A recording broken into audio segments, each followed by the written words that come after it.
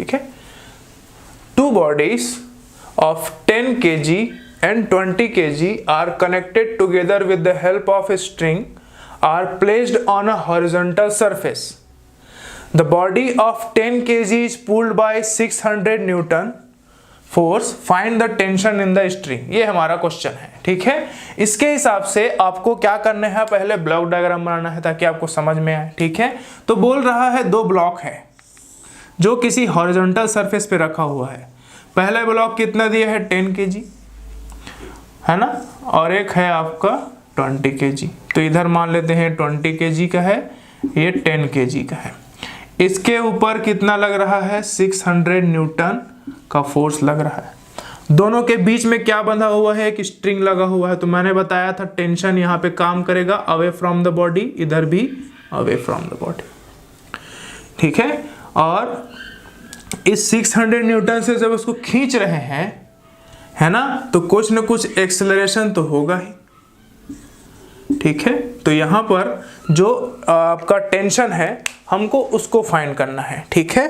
तो जब हम बात करेंगे यहाँ पर, तो देखिए अगर हम इस वाले ब्लॉक की बात करें, ठीक है, तो यहाँ पे देखो T और ये 600 न्यूटन, तो ये इसको इधर खींच रहा है, तो ये फोर्स ज़्यादा होगा इससे, है ना।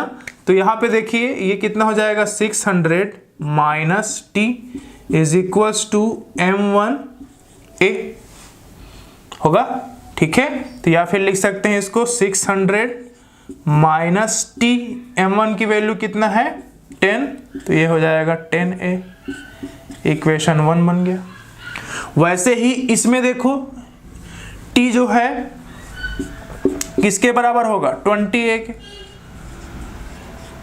सिंपल सा, ठीक है। तो यहां से 600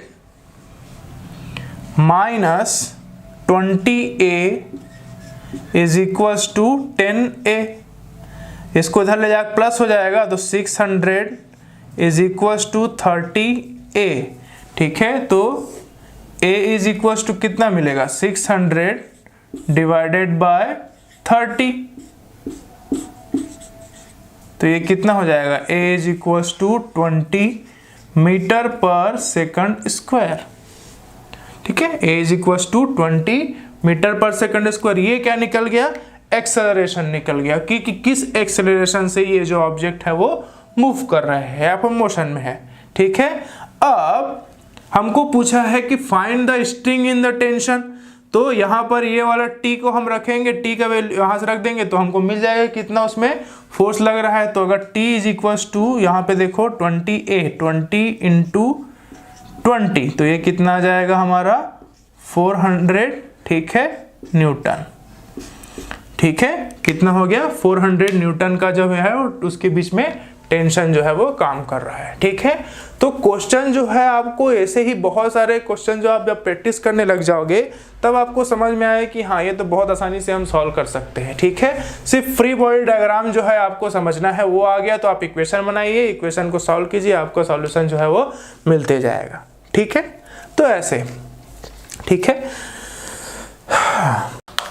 आइए अब दूसरे तरह के उसमें देखते हैं कि अगर कोई कंडीशन दिया हो तो हमारे पास एक पुल्ली है जो रूप से लटका हुआ है, छत से बांध दिया उसको, ठीक है। और उसको पुल्ली की सहायता से क्या किए, 2 वेट को ऐसे एक ही स्ट्रिंग में क्या किया है, ऐसे लटका दिए हैं, ठीक है।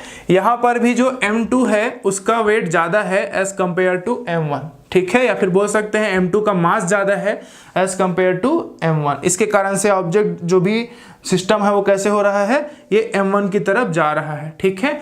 इसके ऊपर यहाँ पर टेंशन काम कर रहा है और यहाँ पर भी आपका टेंशन फोर्स काम करेगा। याद रखेंगे जब भी स्ट्रिंग चेंज होगा या 2 स्ट्रिंग हम यूज करेंगे तब आपका टेंशन जो है वो अलग अलग होगा। अगर आपका स्ट्रिंग सेम है, ठीक है, तो टेंशनल फोर्स जो लगेगा या फिर टेंशन जो लगेगा वो क्या रहेगा, सेम रहेगा, उसमें चेंजेस नहीं आएंगे, ठीक है। तो यहां पर देखिए स्ट्रिंग तो सेम है इसलिए दोनों टेंशन फोर्स क्या होगा, सेम होगा, ठीक है। तो अगर हम फ्री बॉडी डायग्राम बना के देखें, ठीक है, किसमें, M1 वाले में, ये M1 आपका, तो यहां पर देखिए 2 फोर्स लग रहा है। एक फोर्स कौन सा है आपका T और एक फोर्स कौन सा है आपका M1G, सॉरी m1g। ठीक है, अब हमको पता है कि ये ऑब्जेक्ट जो है वो इस ऑब्जेक्ट के इन्फ्लुएंस के कारण ऊपर खिंचा रहा है। ठीक है, तो जब ये ऊपर जा रहा है ऐसे और ये नीचे आ रहा है ऐसे, तो जब ये ऊपर जाएगा, है ना, ऊपर जाएगा तो देखो ये टेंशन उसको खींचेगा, इसलिए T ज्यादा होगा तभी खिंचाएगा। किससे ज्यादा? m1g से। और ये फोर्स किसके बराबर होगा? F1 के बराबर, है कि नहीं? F1 के बराबर होगा, इस पर लगने वाले फोर्स F1 इतना। और हमको पता है कि F1 इज इक्वल टू कितना मिलेगा? m1 इंटू ए।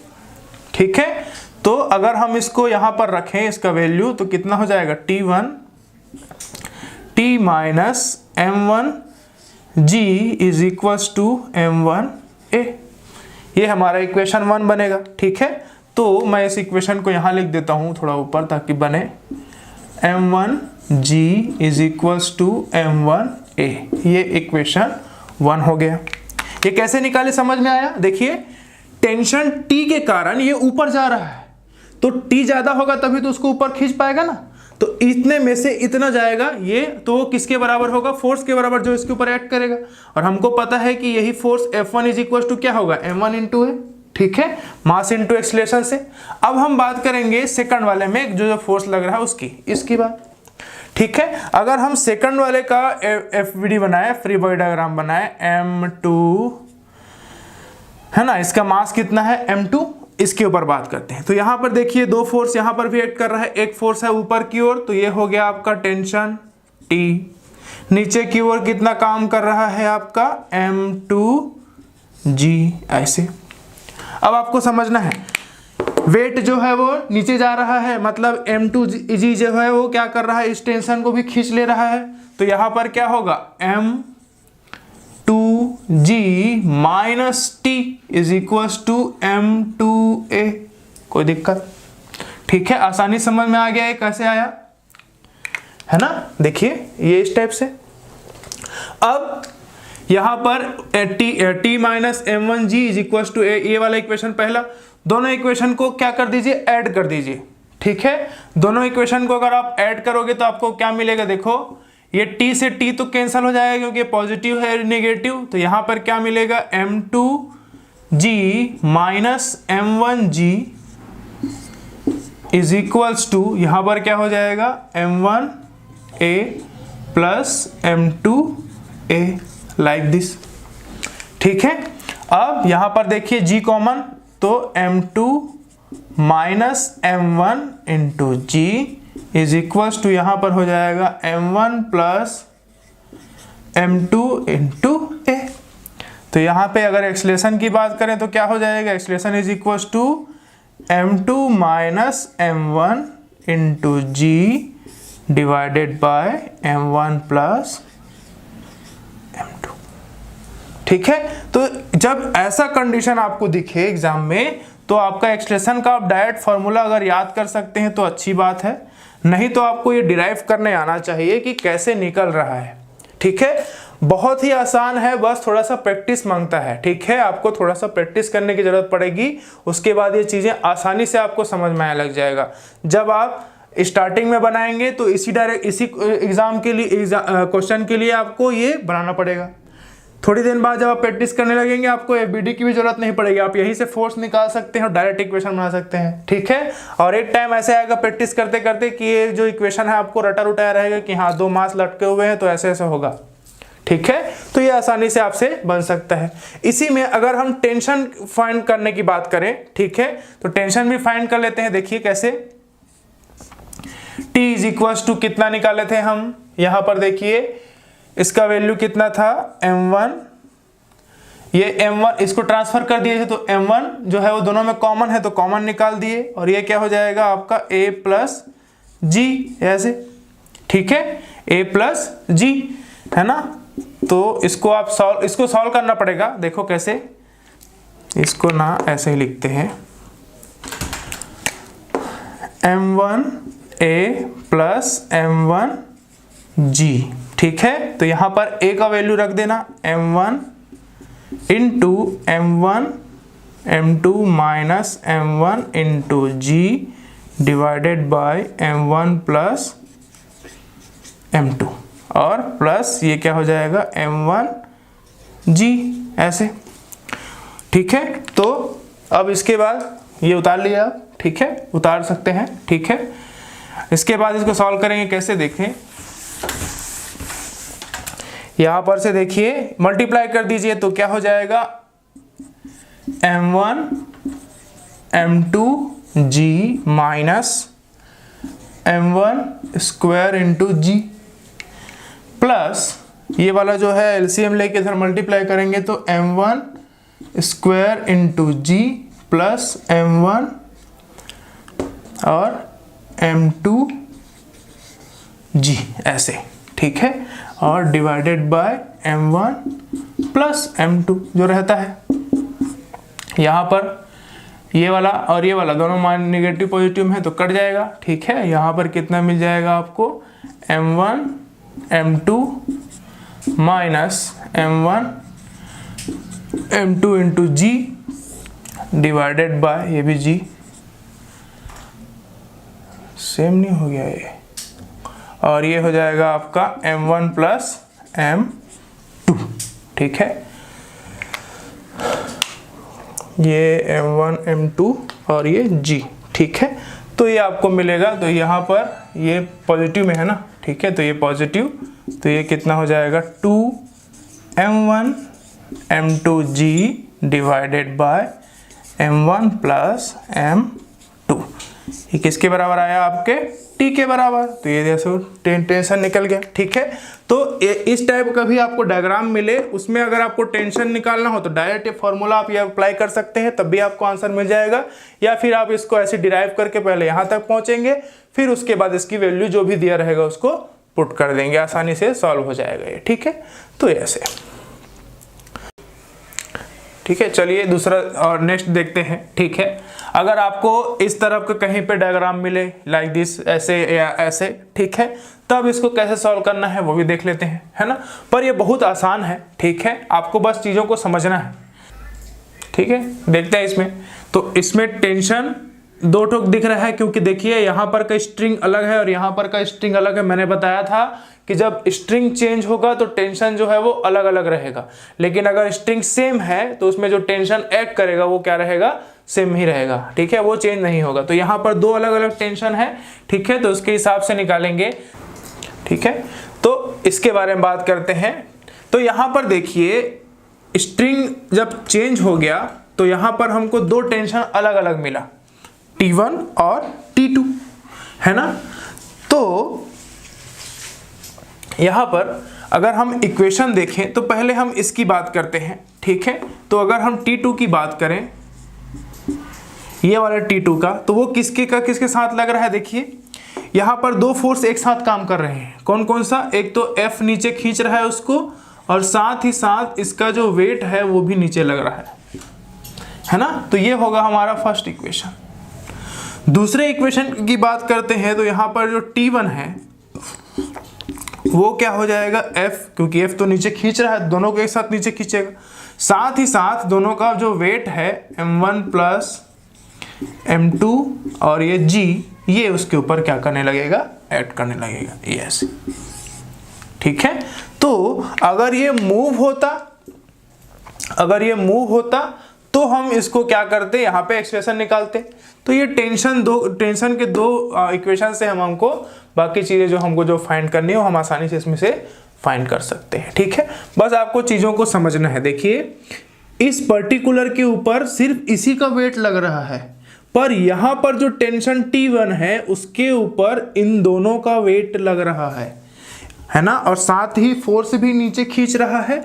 इसलिए T1 की वैल्यू जो है वो किसके बराबर होगी, F plus m1g plus m2g के बराबर।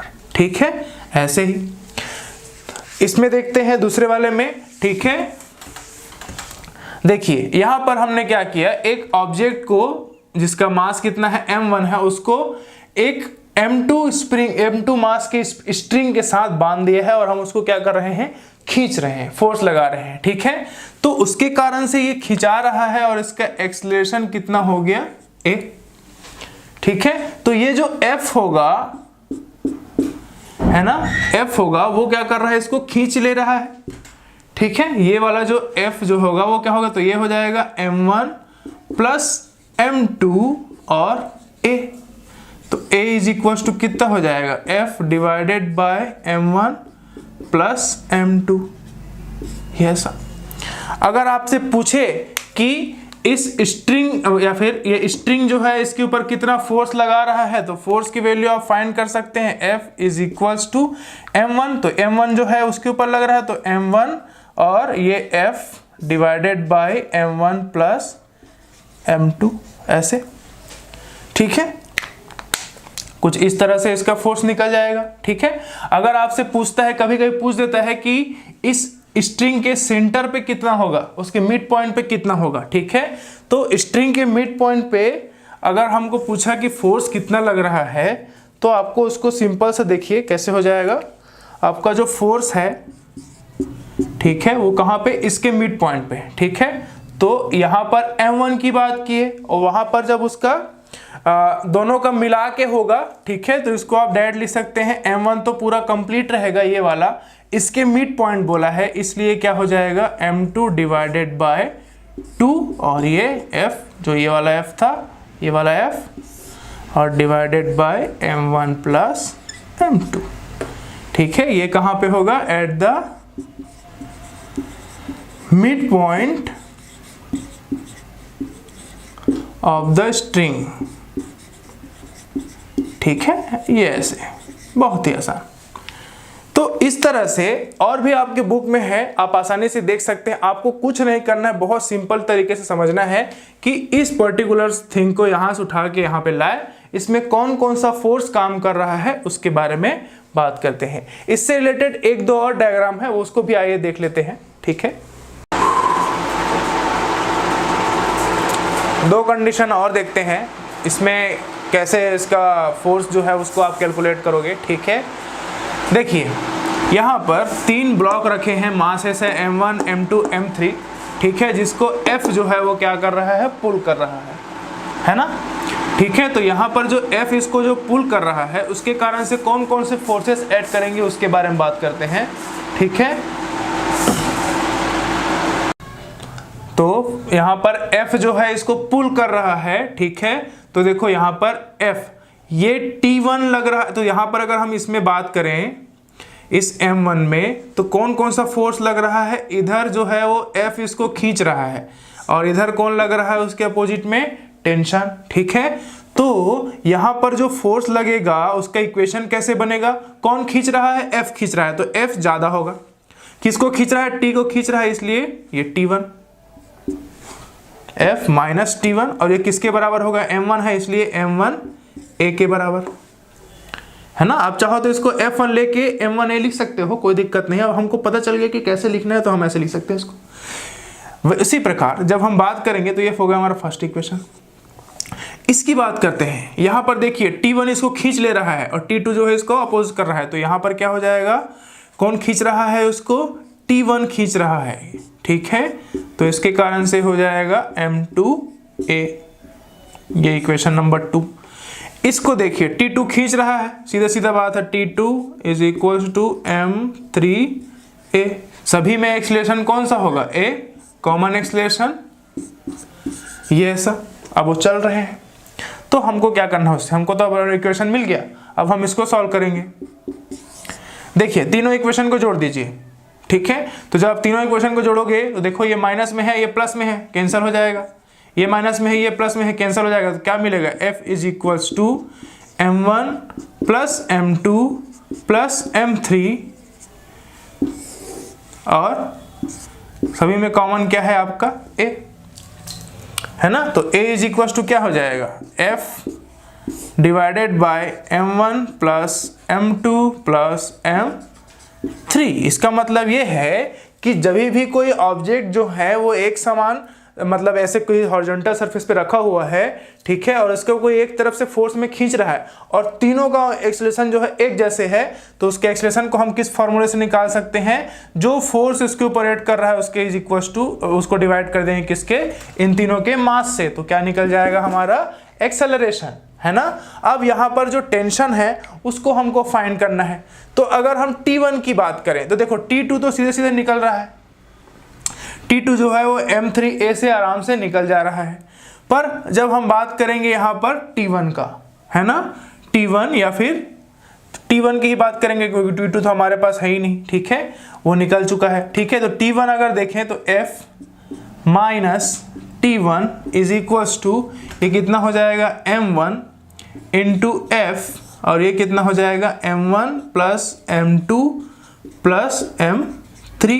यहाँ से एक्सीलरेशन का वैल्यू यहाँ पुट कर दिए, तो यहाँ से T1 इज इक्वल्स टू कितना हो जाएगा, यहाँ पर इसको ऐसे माइनस कर दीजिए तो F माइनस M1 F, और ये डिवाइडेड बाय कितना हो जाएगा M1 plus M2 plus M3, ये होगा क्रॉस, वो अपना LCM लेके सॉल्व कर दीजिए। T1 इज इक्वल्स टू, तो ये क्या हो जाएगा देखिए F, या फिर इसको आप ऐसे कर सकते हैं M1F minus M1F plus M2F plus M3F divided by M1 plus M2 plus M3, ये ऐसा। तो ये दोनों क्या हो गए, कैंसल हो गए, तो बच कितना गया M2F प्लस M3, ठीक है। तो यहाँ पर अगर हम टेंशन की बात करें तो टेंशन हमको कितना मिलेगा, T1 इज इक्वल्स टू, देखिए कितना मिल जाएगा M2 प्लस M3, और यहाँ से क्या बाहर निकल जाएगा आपका F divided by M1 plus M2 plus M3, ऐसे। तो देखिए तीन चीज हमको निकालना था इसमें से, ठीक है। पहला क्या था, ये तो फोर्स का वैल्यू दिया रहेगा क्योंकि जिस फोर्स से खींच रहा है उसको दिया रहेगा, फिर इसमें कुछ, तो तीन चीजें। तो पहला एक्सेलरेशन, तो हमने एक्सेलरेशन निकाला। T1 क्या बोलते हैं, पहला फोर्स देखे T2 देखे, तो T2 is equal to M3A, direct value रखेंगे निकल जाएगा। T1 का वैल्यू भी ऐसे आराम से निकाल सकते हैं, ठीक है। जब आप इसको न्यूमेरिकल में अप्लाई करोगे तब आपके लिए बहुत ही आसान हो जाएगा, ठीक है। तो ये चीजों को पहले आप समझना सीखिए, ठीक है। अब इस वाले को देख लेते हैं, थोड़ा सा डरावना वाला चीजें जो हमको बहुत डराती है इस टॉपिक में, ठीक है। इसको भी देख लेते हैं कैसे सॉल्व करते हैं। इसमें भी दो डायग्राम, दो आपका ऑब्जेक्ट लिया गया है, ठीक है। एक का मास है M1, इस वाले का मास M1, और इस वाले का ऑब्जेक्ट का मास है M2, ठीक है। डायग्राम जो है थोड़ा अजीब दिख रहा है, इसलिए हम उसमें क्या बनाते हैं, फ्री बॉडी डायग्राम बनाते हैं।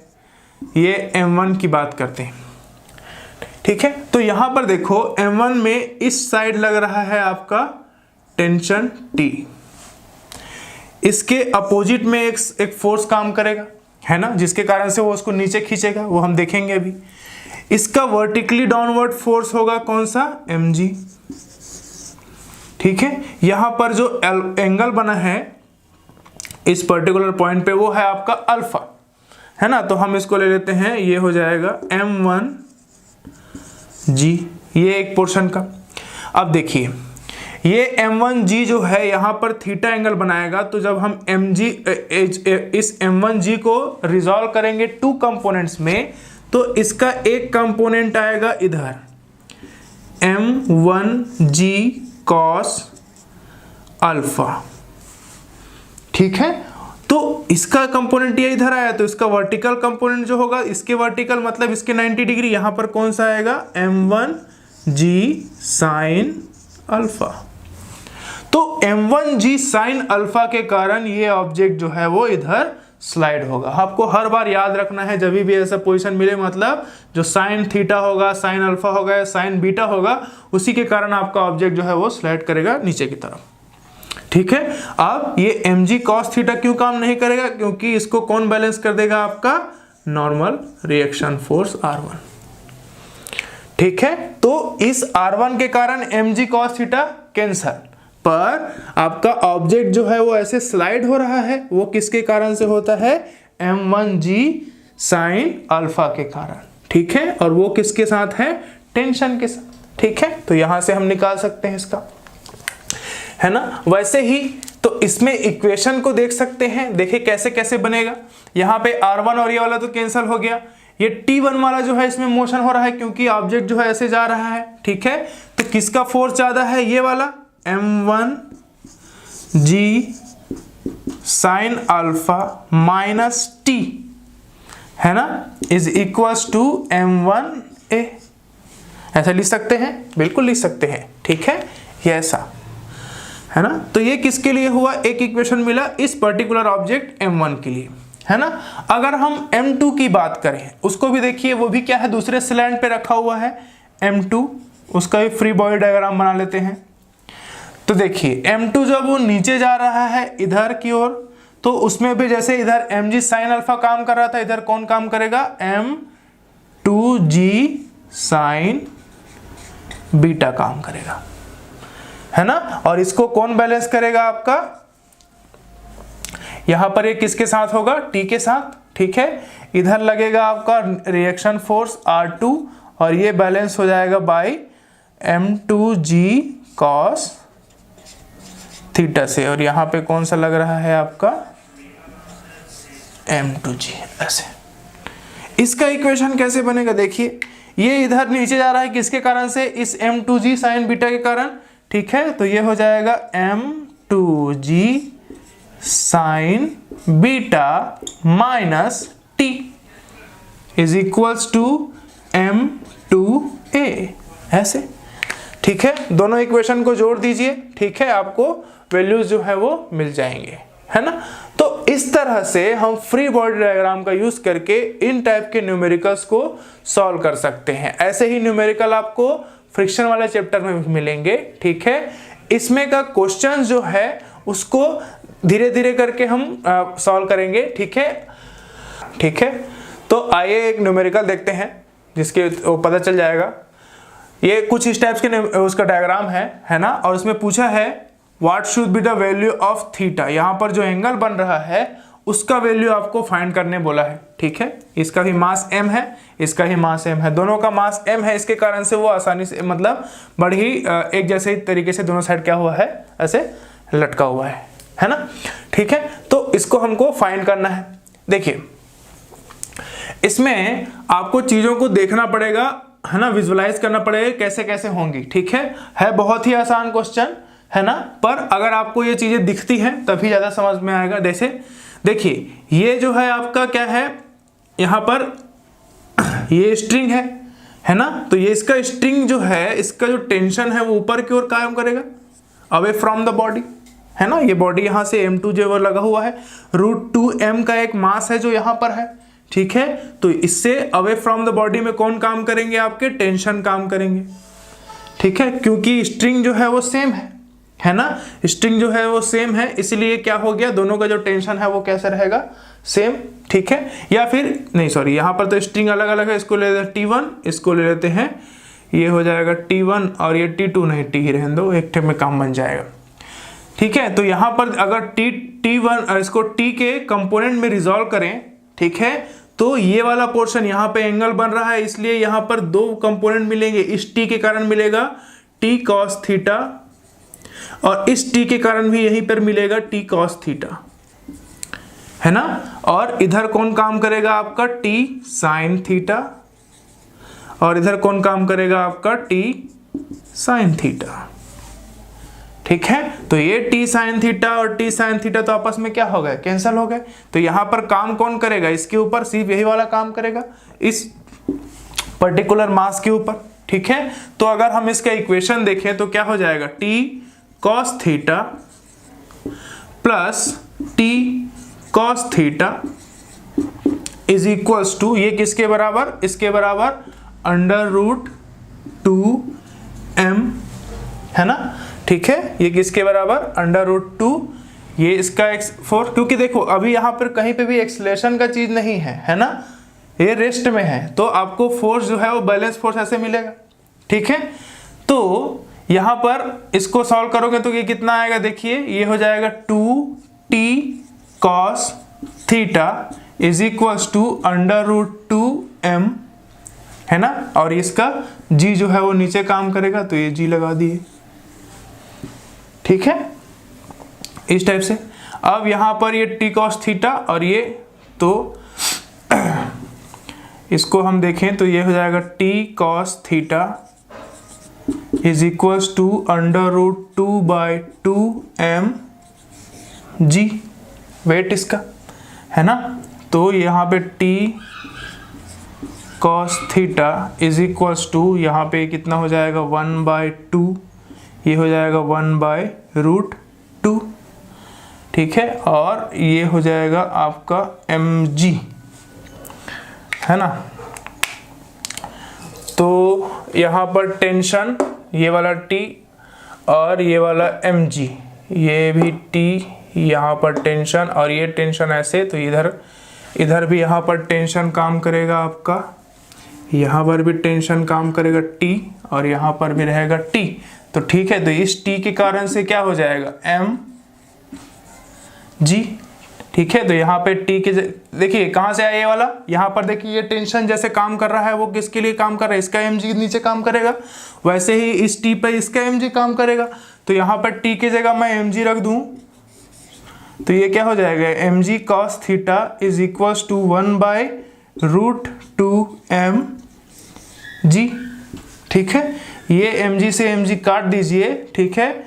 तो यहाँ पर क्या हो जाएगा cos theta is equals to cos 45 degree, इसका वैल्यू 1/√2 होता है, तो ये cos से cos कैंसिल हो गया, तो थीटा इज इक्वल्स टू कितना मिल गया 45 डिग्री।